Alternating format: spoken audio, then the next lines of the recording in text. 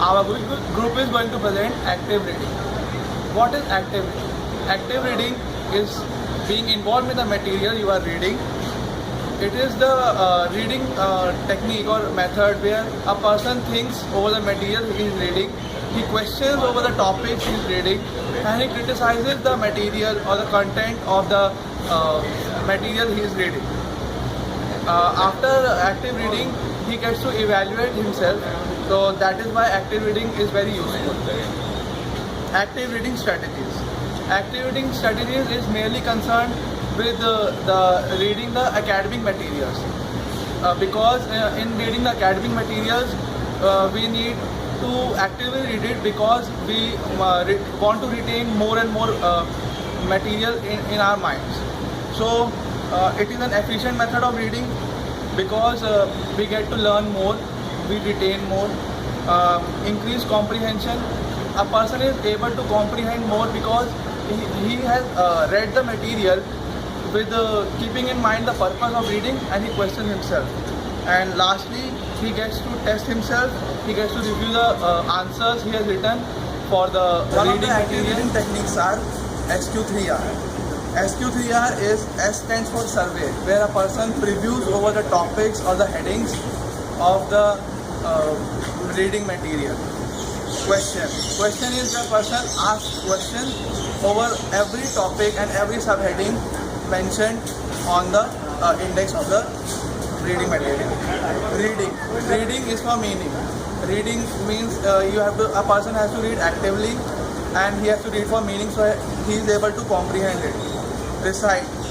This is the part where a person tests himself by answering the questions raised in the question part of the SQ3R technique. And review. Review is a person answers himself without looking at the material in the first survey. The first step of effective reading is survey. It means one should resist the temptation of reading the whole book and go through the heading of the chapter. This is in order to identify the ideas and formulate questions about the content of the chapter. Read the title, headings, subheadings, look over the picture and captions. Read summary, look for charts, graphs, special sections and notes. Formulate the questions about the content of the reading. For example, convert the heading and subheading into the questions. Like, what is the chapter about? What question in the chapter trying to answer? How does this information help me? Etc. Turn each of the headings into questions: what, when, where, why and how, to develop the interest, stay focused and keep the purpose. Now read. Active reading, answer the question framed in the survey and the question section. Read for me. I'm going to explain further SQ3R, the other two R's. First is recite. Recite means you can summarize the whole thing in your own words. Then you can write or highlight the main points. And you should understand your own answers while you read the thing. It helps in retaining the information and it improves the understanding. Now the other R is review. You should reread the questions and think about them. You should avoid referring to sections. Like you should not refer to each section individually. You should have all the summary with you.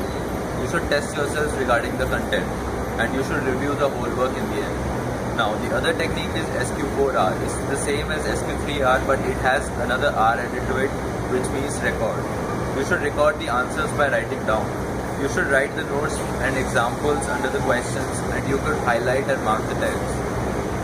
Now the advantages of SQ3R and SQ4R are they help you read faster, they help you retain more. The more you read, the more you retain the stuff. The active reading equals efficient learning. You should structure it anyway. You should structure any self-study using SQ3R or SQ4R, and it helps in managing time. That's all.